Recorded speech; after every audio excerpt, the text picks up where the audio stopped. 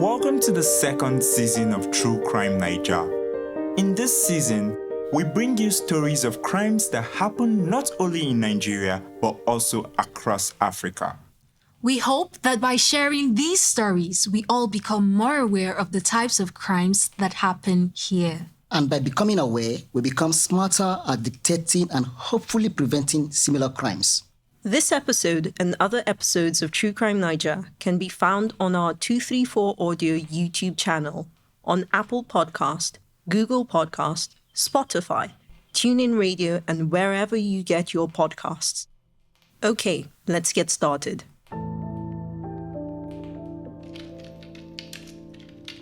It's June 2020 in Johannesburg, South Africa's biggest city. Shoba is sitting in his house in Florida, a suburb about a 20-minute drive west of Johannesburg. Shoba has a lot on his mind, but he's trying to do some work as a distraction. His phone rings. Shoba looks at the phone, and it's someone he knows, so he picks it up. Hello? Hi, Shoba. I'm calling about Pule. Shoba and Pule are lovers. Like every normal couple, they argue. Sometimes they try to ignore each other, but they just can't stay away from each other for long. Pule lives in Soweto, which is about 18 minutes away from Shoba's house in Florida. The last time he saw Pule was 4 days ago when she visited him. They had a nice time and she left afterwards. Shoba, they found Pule. She's dead. Shoba is stunned. What? What do you mean dead? Shoba knew that Pule was missing. He was at the police station yesterday with her family to file a missing persons report. He even gave them CCTV footage from his apartment, hoping it would help them track her down. He wasn't expecting to hear that she was dead. They just found her. She was dangling from a tree and she had a bullet in her head. She was shot. The phone slips from Shoba's hand. Hello? Hello? Shoba, are you there? Shoba's mind is racing. He picks up the phone again. The baby. What about the baby? I'm sorry, Shoba. Hi, I'm Anthonieta. I'm Richard. And I'm John. And this story could save your life.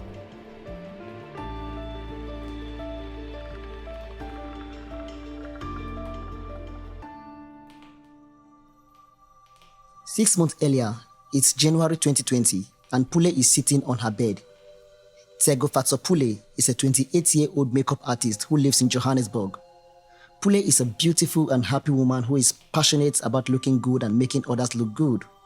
Right now, she's staring at the test result from the hospital. It says she's 3 months pregnant. A whole 3 months. She's thinking about how to break the news to Shoba, the guy she's dating. She smiles as she looks over at his picture on her nightstand.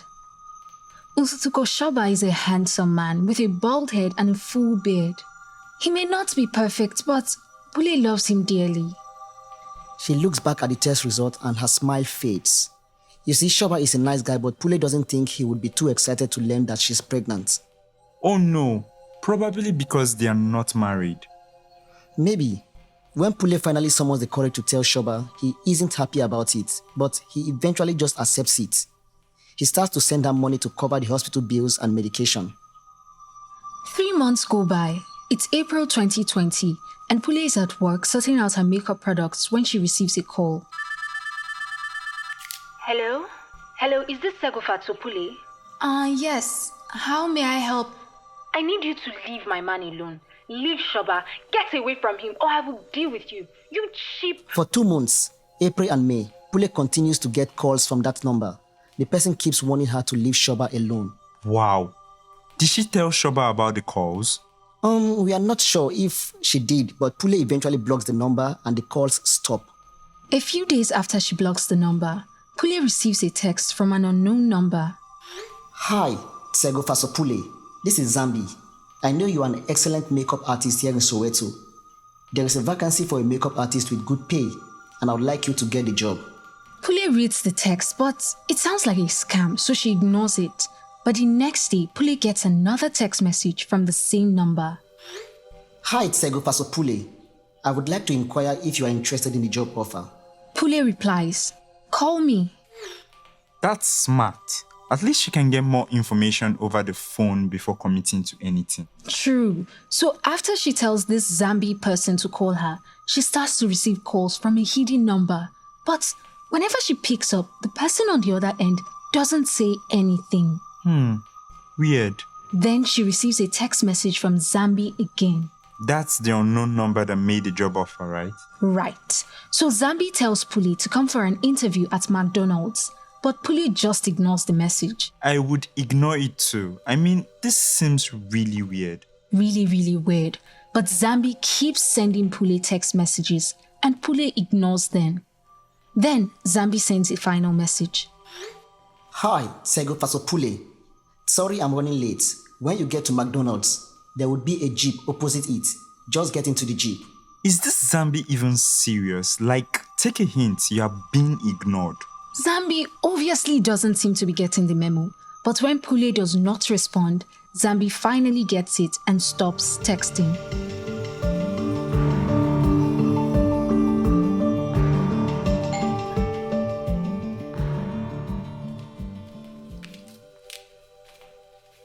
On the 4th of June, Pule visits Shoba at his home. She is 8 months pregnant now. Shoba and Pule spend time together at his apartment. After hanging out for a few hours, Pule says she'll be heading home. Shoba walks her outside where a jeep is waiting to pick her up. Call me once you get home, he says to her as he opens the rear passenger door. Pule slides into the back seat, rubbing her belly as she leans into the seat. She looks over at Shoba, smiles, and then she says, I'll call you when I get home. Shoba closes the door and stares at the car as the driver zooms off. But that day, Shoba does not hear from Pule. The next day, when she still doesn't call him, he tries to reach her, but her number does not connect.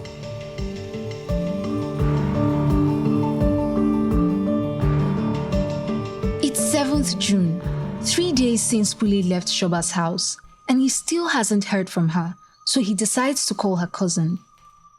Pule's cousin tells Shoba that she was at the police station with the rest of the family because Pule is missing. Hi everyone, it's Nabila, and I'm here to tell you about our other podcast show, The Backstory. Every week, we pick one important news headline in Nigeria and we analyze it from different angles. So, if you're looking for a more comprehensive approach to the news, check out The Backstory on your 234 Audio YouTube channel, on Apple Podcast, Spotify, and wherever you get your podcasts. Okay, back to the show. Shoba is in shock. He has just found out that his girlfriend Pule, who is 8 months pregnant with his child, is missing. Her family is at the police station to file a missing persons report, and Shoba is on his way to join them. When he gets to the station, the police ask him a few questions. When was the last time you saw Pule? Well, she came to visit me 3 days ago. We spent some time together and then she went home the same day. How did she get home? Did you drive her? No, a car picked her up, a jeep. I thought she called for an Uber. The car was just waiting for her outside of the apartment when we came out. What was the color of the jeep? It was grey, I think. Yes, I'm pretty sure it was grey. What about the driver? Did you get a good look at the driver? Well, not really. He had a face mask on. COVID-19, you know. During the questioning, Shoba tells the police that he actually has a CCTV camera at his apartment and that maybe they could get more information from it. The police go to Shoba's apartment and they take the CCTV camera and footage for further analysis. They could see the grey jeep that picked up Pule, just like Shoba described it, but the video didn't capture the number plates of the car. The police hang on to the video and inform the family that they will continue their investigation.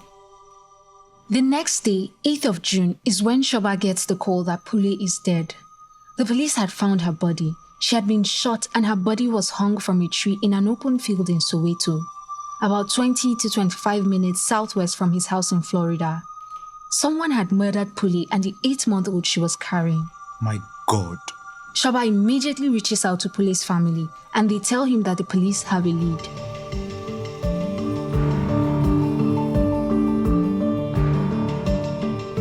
The footage from Shoba's house showed the car that picked up Pule, the grey jeep, but it didn't capture the license plate numbers. So the police asked around for CCTV footage from people living near Shoba's house. Luckily, one of the cameras caught the license plate number. The police traced the plate number and discovered that on that day, the jeep was driven by a 31-year-old man named Muzikaise Malifani. The police immediately arrest Malifani. During interrogation, Malifani makes a shocking confession. He says that someone hired him to kill Pule, and that someone is her boyfriend, Shoba. Malifani tells the police that Shoba had called him and offered him 7,000 rand to kill Pule. That's about 200,000 naira or $500. But Malifani refused because, according to him, the money was too small. Shoba then increased the offer to 20,000 rand, but he still felt the money was small. I mean, he's been asked to kill a person. Right. So after Malifani rejected the second amount, Shoba offered him 70,000 rand, about 2 million naira or $5,000. And that was when Malifani agreed to kill Pule. Now, Shoba denies all of this. He says he does not know Malifani and definitely did not hire him to kill Pule. But why would Shoba want Pule dead? Well, according to Malifani, Shoba needed to kill Pule because he did not want his wife to find out about her pregnancy. Wait, what? Wife? Shoba is married? Yes, Shoba is married, but Pule knew this. She had known the whole time they were dating. And they had been dating for 2 years. So Shoba says it makes no sense for him to suddenly want to kill Pule. So who's telling the truth? Well, the police believe both of them were involved, but that Shoba was the mastermind. So Malifani agreed to serve as a state witness against Shoba in exchange for a lesser sentence. He was sentenced to 20 years imprisonment for the murder of Pule, as well as 5 years for defeating the ends of justice, possession of unlicensed firearm, and possession of ammunition. They then charged Shoba for murder, alternative conspiracy to commit murder, as well as defeating the ends of justice. Shoba's trial is set for later this year, October 2021. In the meantime, he and his lawyer filed for bail to be granted to him pending the start of the trial. Shoba claimed that he never met Malifani and that the only contact they had was when Shoba bought cigarettes and alcohol from him during the lockdown. Shoba also accused Malifani of being in a relationship with Pule.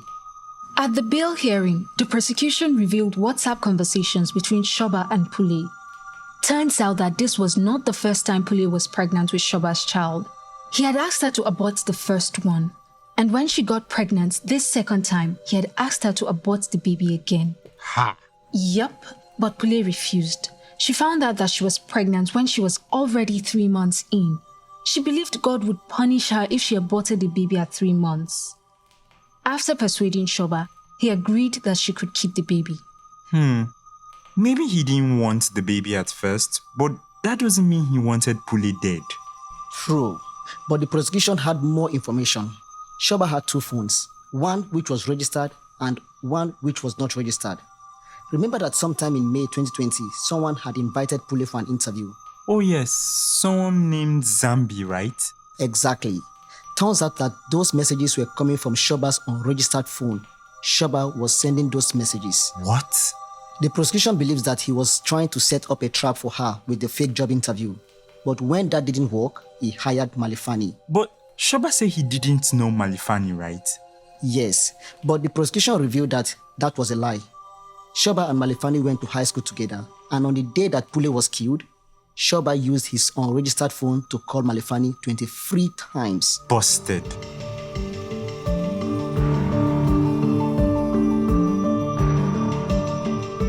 Even after all these revelations, Shoba's lawyer insisted that Shoba should be granted bail because he willingly assisted the police by giving them the CCTV footage that helped them find Malifani.